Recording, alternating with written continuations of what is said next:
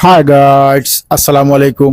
পাত্র বইয়া তেল দিয়া তেল বালা করে গরম করার পরে দিলাম পরিমাণ মতো পেঁয়াজ দিয়া বালা করে সুন্দর করি তেলের মধ্যে খসাইয়া নিয়ে আর দেখরানি।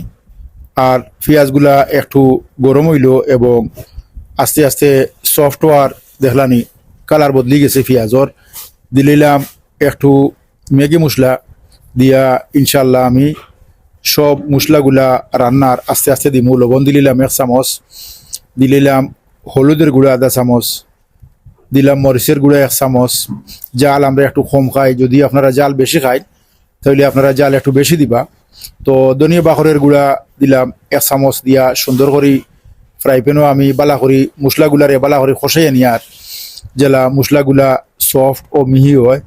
তো দেখতে থাকবা ইনশাল্লাহ, ভিডিওটা লাস্ট পর্যন্ত আপনারা একটু ভালো লাগবো আর সময় কাটবো।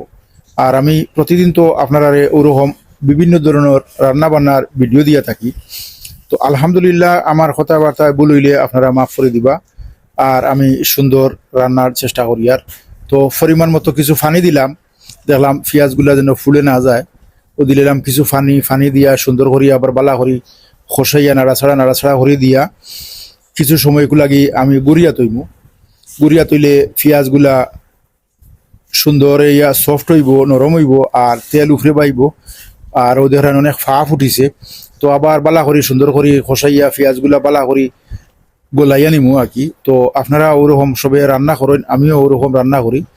দিলাম একটা টমেটো আছিল ফ্রিজও, ওটা বার করিয়া খাটিয়া সুন্দর করিয়া আর রান্না দিলাম একটু স্বাদ বাড়া লাগি।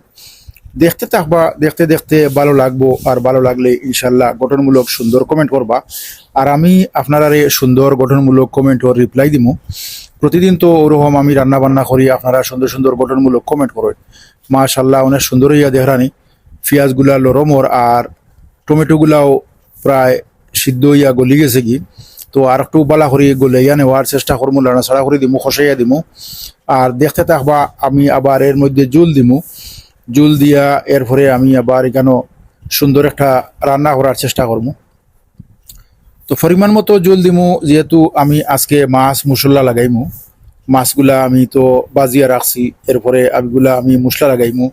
এরপরে পেঁয়াজগুলারে বালা করে সুন্দর করে গোলাইয়া মিহি করে নিলাম, টকবক করে ওদের আমি উতরে আর আবার হত সময় গুড়িয়ে দিলাম।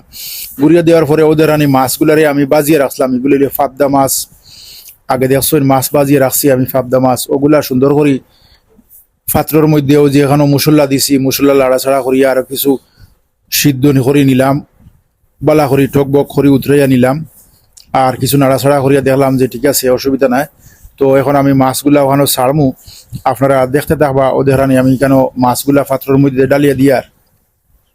তো আস্তে আস্তে দিমু, আস্তে আস্তে কাজ করলে ভালো লাগে। তো আমি আস্তে আস্তে এগুলারে দিয়ার সুন্দর করে নামাইয়া দিয়া এগুলারে আরো কিছু সময় সিদ্ধ হয়ে সামান্য সিদ্ধ করে নিমু, বেশি সময় নাই।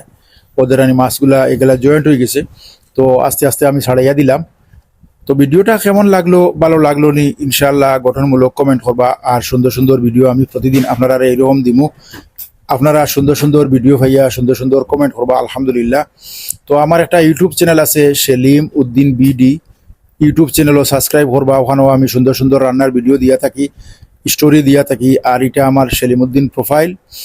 আরেকটা আছে আমার বাংলা পেজ, সেলিমউদ্দিন বাংলা পেজ, ওটা আপনারাও লাইক কমেন্ট করবা ইনশাল্লাহ, সাবস্ক্রাইব করবা আর ফলো দিবা ইনশাল্লাহ। ওটা তো সুন্দর সুন্দর আমি ভিডিও দিয়ে থাকি।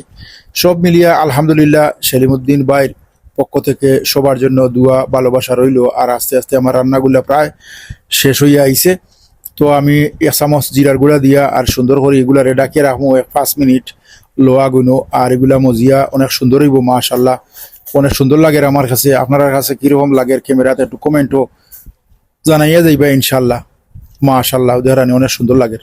দুয়া ভালোবাসা রইল সবার জন্য সেলিমউদ্দিন সেলিম ভাইয়ের পক্ষ থেকে আলহামদুলিল্লাহ। মাশাল্লাহ দারুণ রান্না করলাম। তো আপনারা ওরকম রান্না করিয়া খাইবা ইনশাল্লাহ। ফাবদা মাছ মুসল্লা আজকে গুড়িয়ে দিলাম এই পর্যন্ত। আসসালামু আলাইকুম সবাইকে।